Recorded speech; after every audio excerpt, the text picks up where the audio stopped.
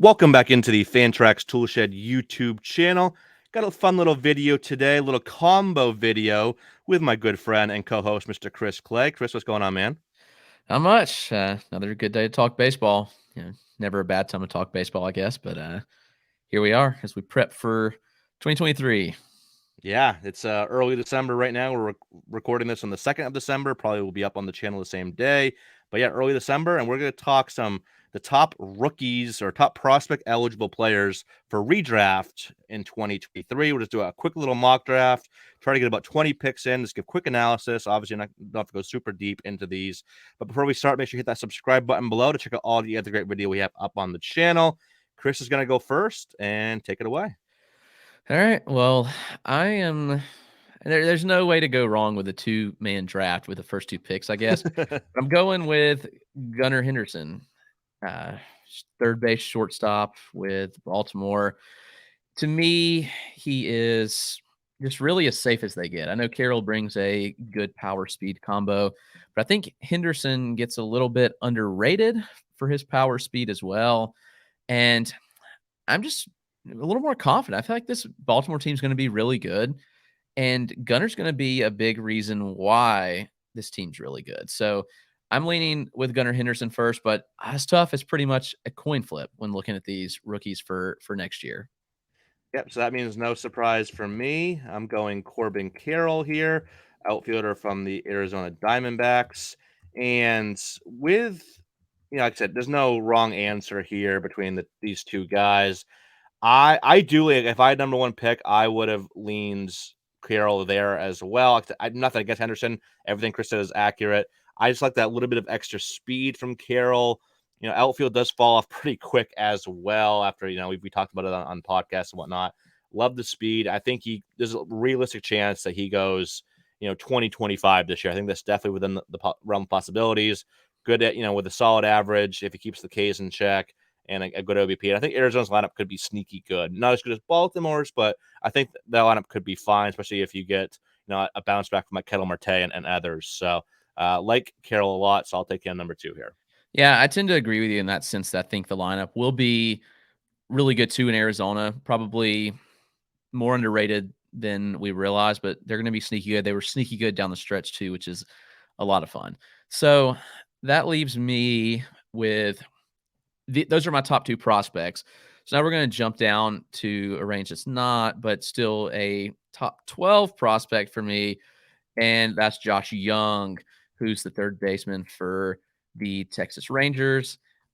The Rangers are going to be really good, and that infield's going to be really, really nasty with you go around the diamond of Nathaniel Lowe, Marcus Semien, Corey Seager, and Josh Young. Young would have debuted much earlier if it wasn't for injury last year, but we know that really hampered him, shoulder issue. And the crazy thing is he came back with the power. Sometimes that's the thing that takes the longest to come back when we're looking at player having a shoulder surgery. But for Young, it came back and he was good down the stretch. He was really good in AAA. So I think Young's going to be a middle of the lineup hitter for the Rangers and be very, very solid. So I like getting Josh Young here. That's who I would have went with the 3 pick as well. And I'm gonna take a player that similarly, obviously, he's not similar because he's gonna be a pitcher, but that he would have been up and performing last year. As I'm typing over Chris's here before I fix that. There we go. Grayson Rodriguez is the pick here. He would have been up earlier last year if he didn't miss, a good chunk of the season with an injury there. But everything seems to be good to go for G-Rod entering 2023. He's my number one pitching prospect overall. I know others kind of have gotten Andrew Painter, Yuri Perez, and others in the discussion. I still go G-Rod, number one pitching prospect. If he's not in the opening day rotation, it'll be very soon thereafter. I think he's the most well-rounded pitcher, deep arsenal, solid command and control, can miss bats with all 4 of his pitches, especially, the slider and the change especially. So I think if anybody, it's hard to say that, oh, this is going to be the Spencer Strider of 2023 because that'd be foolish with how good Strider was. He was all time good. But if anybody's to have like that big breakout where they're like, maybe a top 30 arm or something like that, maybe like a Logan Gilbert breakout or a George Kirby type of season, I think the highest chance of happening is Grayson Rodriguez. So he's my top pitching prospect to target for redraft next year. 100% agree. I don't think that one's close as far as looking at a pitching prospect for redraft. So it's G-Rod by a good bit for me. So I'm just going to keep filling out my infield. I know we're not doing positions, but I'm going with Tristan Casas, your first baseman for your Red Sox. He debuted down the stretch. I don't see any reason why he's not going to be the everyday first baseman unless something just insane happens, which with Boston, who knows right now with everything weird going on there. Right. But anyway, I do like Tristan Casas here. He's going to provide good power for you. I think a respectable batting average as well. And I do think the lineup will still be decent for counting stats. So Tristan Casas is my pick. I think these are pretty safe as the top 5. After these 5 is where there's a huge cluster of players. I am going to go with another corner infielder here and go Miguel Vargas. You see, with Justin Turner, though they could always bring him back as of now, Justin Turner is not a member of the Los Angeles Dodgers, but who knows? They'd really like him, obviously. But and then with some people leaving in the outfield, like there's a chance that, or a good chance that Miguel Vargas is in the everyday lineup as a regular starter throughout the season. Probably at third, but maybe a little bit of corner outfield as well. We shall see. But I think there's slightly more upside with Vargas than with Josh Young. Josh Young, I think, is a little safer. So I guess it's more of like a, if you want the little bit more upside or a little bit more safety, but the ability to hit for average, the ability to hit, he's not a huge power guy, but when he settles in, 25 home runs, I think is definitely possible. A little bit of speed, maybe he adds like 6, 7, 8 steals, something like that early on in his career. And even hitting, he'll probably hit like what, 7th or so in the lineup, but hitting 7th for the Dodgers is better than hitting, 5th for a lot of the other teams in baseball. So not really worried about that. So as long as he gets the spot early in the season, I think Vargas would be a great value. I think he's on like post 300 ADP right now or something like that. So potential great value pick there. Love Vargas a lot. Yeah, definitely a good pick. I think he's being underrated. Talked a little bit about that with Welsh yesterday on the Prospect One pod, where it seems like there's been prospect fatigue with Vargas. So I do like the buy there. I'm going to go back to the pitching well and actually go to the international market in Kodai Senga with, we don't know yet. So he doesn't have a team, but he is a starting pitcher. And whoever he signs with, I think could dictate this value a little bit. But it seems likely based on what we've seen that he's going to sign on the West Coast. And I think he probably signs with a contender. A lot of the teams on the West Coast are contenders. So I think he's going to be really solid. Hopefully, he lands in a good home ballpark, but he's got a good arsenal. He's been proven in the MPB. And so I think he can continue the success here. I never want to go too high on these international prospects coming over because there is a lot of things we have to think about, like from just a life standpoint, coming to a totally new country. Like there's a lot of things that go on here. But I do think Senga will be very, very solid arm. So I like getting him here. Yeah, great pick there. And, our good friend Tim McLeod, who, he really, dives into the international prospects, especially coming from Asia. And he is all about Kodai Senga. If you were able to be in attendance at First Pitch Arizona and our little rookie draft that we did, he brought up Kodai Senga. It became like a running joke, but he kept bringing him up. He loves Kodai Senga. So, yeah, definitely. And then if Tim McLeod endorses Kodai Senga, then everyone should be in on Kodai Senga. I am going to go. Let's go to the middle infield here, and I'm gonna go with a little favorite of mine. I've always liked this guy, Ezekiel Tovar, shortstop for the Colorado Rockies. He's one of the guys I got in that rookie draft we did out at First Pitch Arizona. Got him in the second round after I took Josh Young in the first round.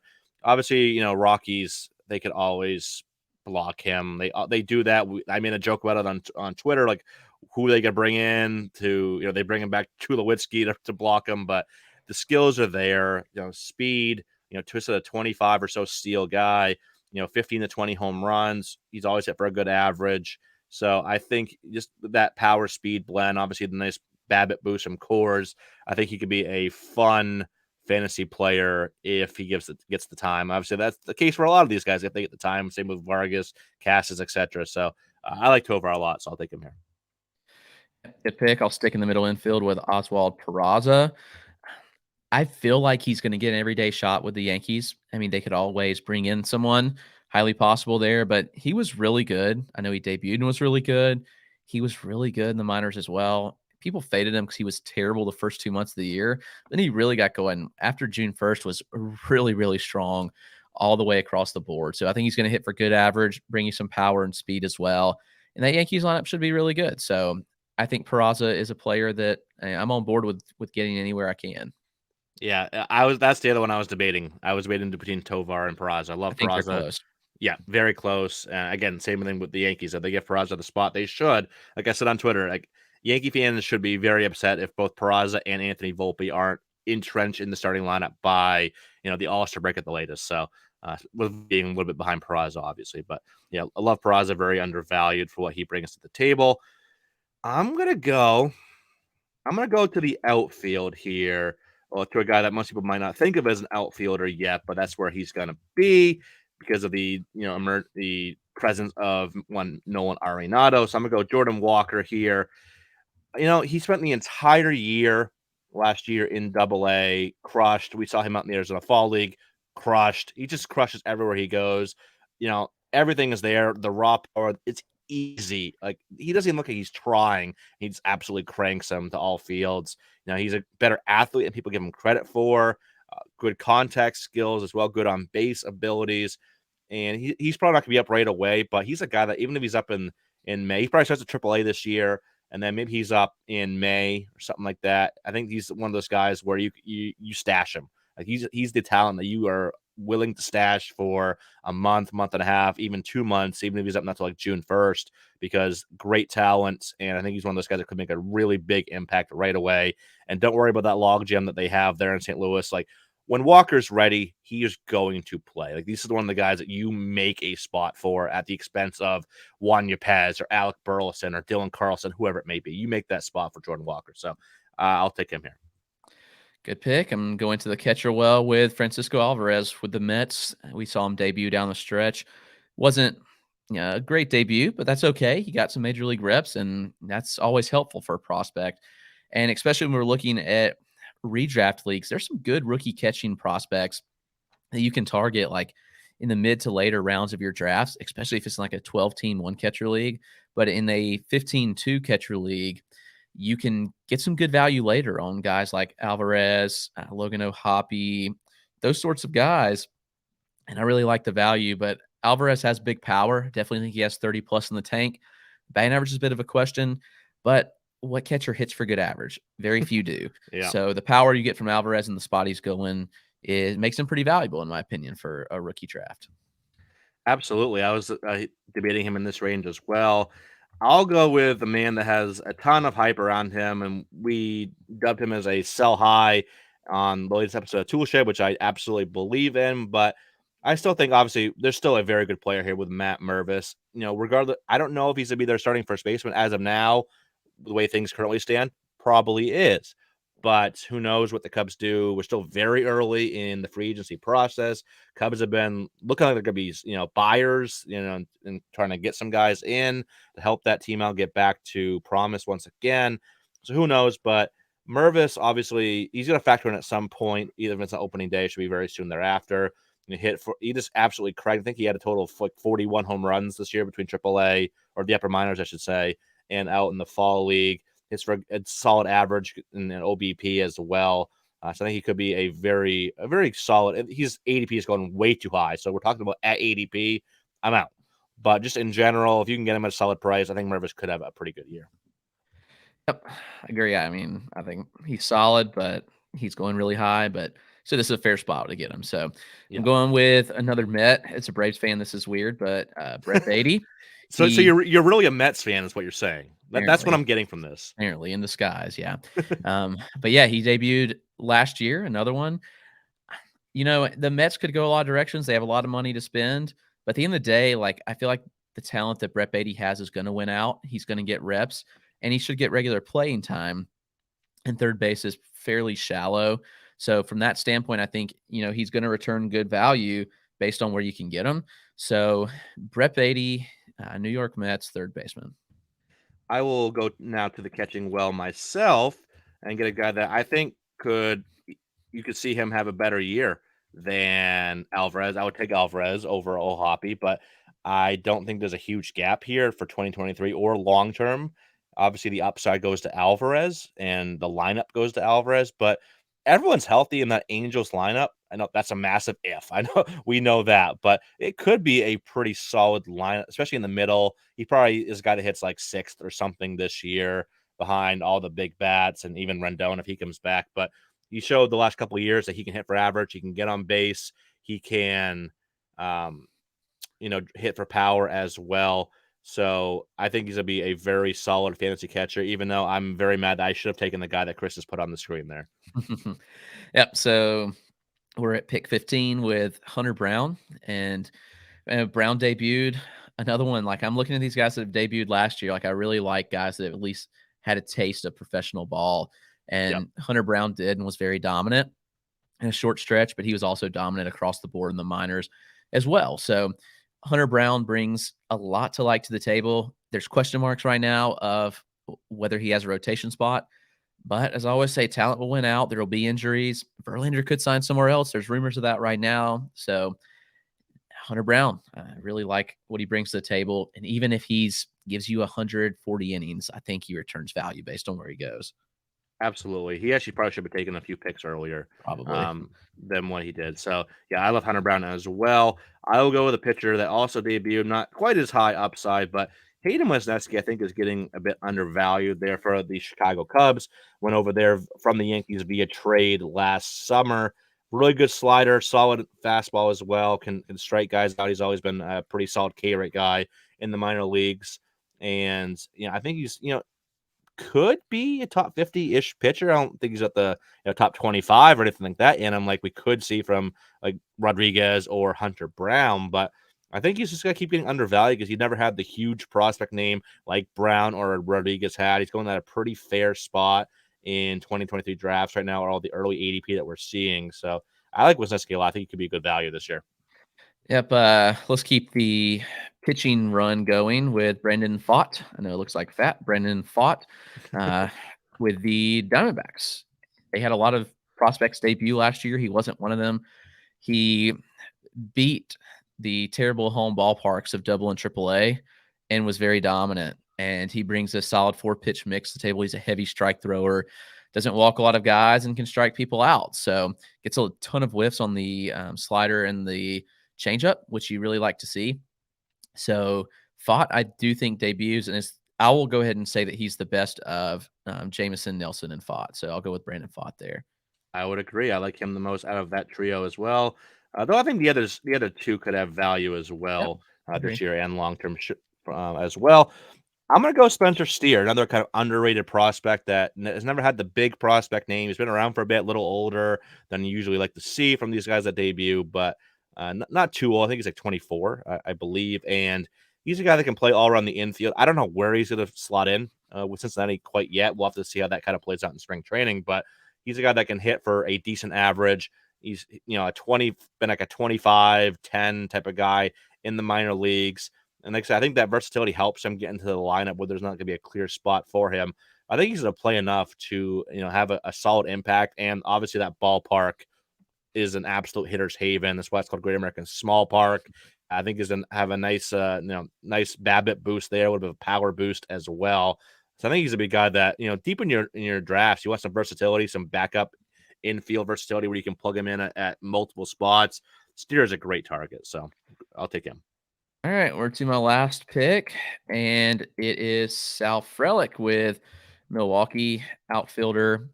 There's a just glut of outfielders in the system that are on the verge of debuting, but Frelick, he'll be 23 around opening day. He was drafted in 2021 and last year went from high to triple A, and he spent most of the year in triple A, not say most of the year, half the year in triple A. He had 217 plate appearances. He hit 365. I think there's questions about the power, but there's good speed here in the profile. And I think that he's probably a 10 to 15 home run bat that can steal you some bases and hit for a really high average. So when I'm looking at Frelick's profile, I see kind of a Whit Merrifield like. And outfield, I think that he ends up taking a spot in Milwaukee. We've kind of seen them trading people off, which is interesting. So who knows what's next for them? I mean, I feel like Yelich will be there unless they can dump him. But the rest of your outfield is Garrett Mitchell and Tyrone Taylor. And who knows how that shakes out? There's even a DH spot. I mean, I don't think John Singleton's going to DH personally. Frelick's useful in the Let's hope field. not. All right. Frelick's useful in the field. So he's going to get some reps in the outfield. And I would be willing to bet it's sooner than later, like a May, June call up, and gives you a lot of value. So Frelick, good batting average boost at this point. Absolutely. He's when I was writing up his profile in my top 100 prospects for the Fantasy Baseball Black Book that should be out here in the next few weeks on Amazon.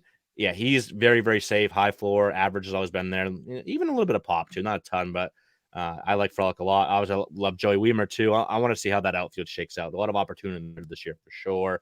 I could have gone 10,000 different ways with this last pick.